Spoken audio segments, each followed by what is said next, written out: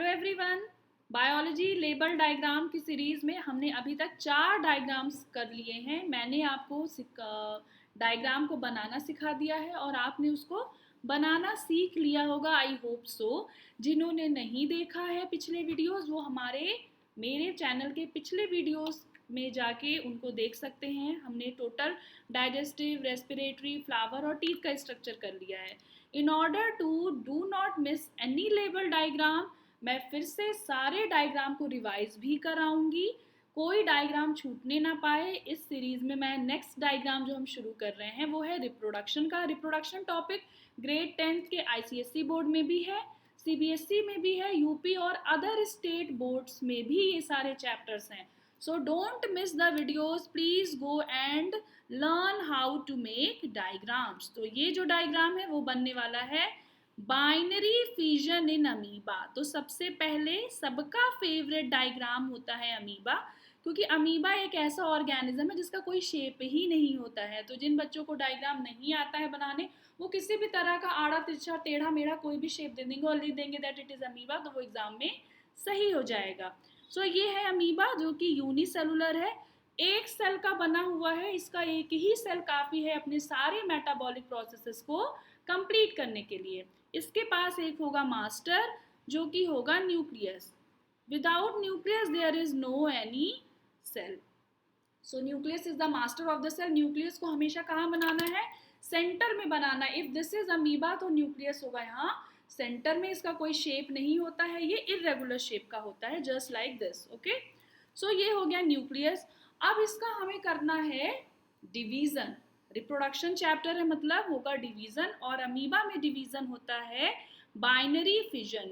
जैसा कि नाम से ही क्लियर हो रहा है कि बाइनरी फिजन मतलब ये टूटेगा। फिजन मीन्स कोई चीज स्प्लिट होगी। Fusion is opposite of fission. Fission का मतलब होता है किसी चीज का स्प्लिट हो जाना। ओके, सो स्प्लिट होके ये दो में डिवाइड होगा। बट पॉइंट इज दिस कि पहले होगा इसका न्यूक्लियस डिवाइड। तो न्यूक्लियस ये जो सेंटर में है, तो सबसे पहले फिर से हम अपना फेवरेट अमीबा बना लेंगे। येलो कलर से पहले बनाया है तो इस बार भी येलो ही बनाएंगे। और अगला स्ट्रक्चर अगर अलग शेप का हो जाएगा तो doesn't matter, because amoeba is irregular shaped. Okay, so सबसे पहले होगा डिवीजन ऑफ न्यूक्लियोप्लाज्म। ये जो हमारा न्यूक्लियस है ये हमारा डिवाइड होगा।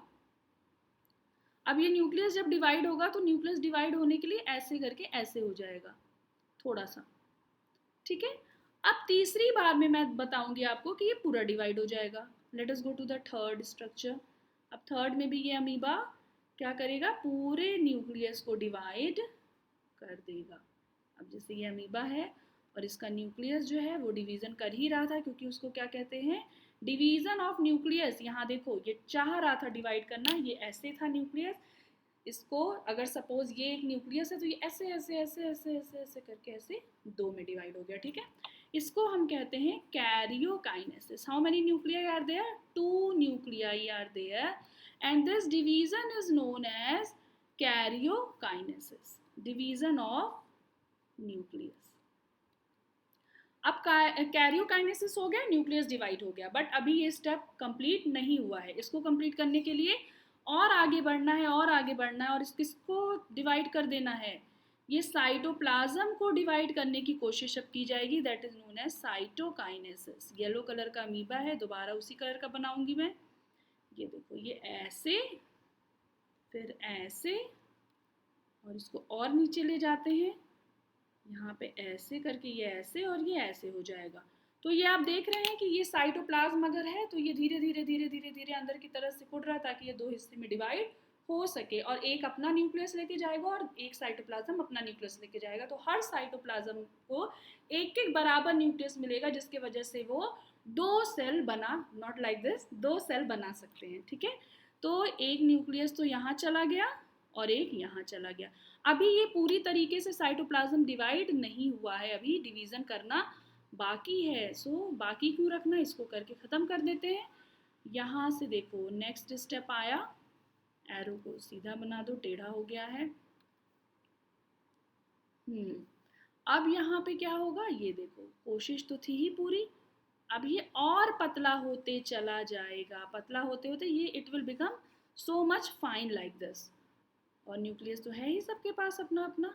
अब लास्ट स्टेप में क्या होगा कि ये 2 डॉटर सेल बन जाएगा। एक इधर हो गया ये अमीबा विद 1 न्यूक्लियस और एक ये अमीबा। सो पेरेंट अमीबा जो था वो ये था। इस पेरेंट अमीबा से कितने ऑफस्प्रिंग बन गए?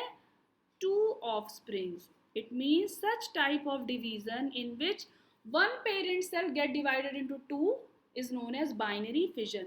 और जैसा कि हमने पहले भी देखा है अपने वीडियोस में कि हमेशा डायग्राम जो होगा उसका नाम कहाँ लिखना है? नीचे लिखते हैं। Okay, so let us right here binary fission in amoeba. Binary fission spellings का बहुत ज़्यादा ध्यान देना है। अगर स्पेलिंग फिजन की जगह फ्यूजन लिखा गया या एक दो वर्ड इधर उधर हो गया तो अर्थ का हो जाएगा अनर्थ। So binary fission in amoeba, इसको अंडरलाइन कर देना है। Okay, always write name of the diagram below of the diagram. So next video में हम फिर से पढ़ेंगे binary fission in yeast. Till then keep practising. Bye bye and take care.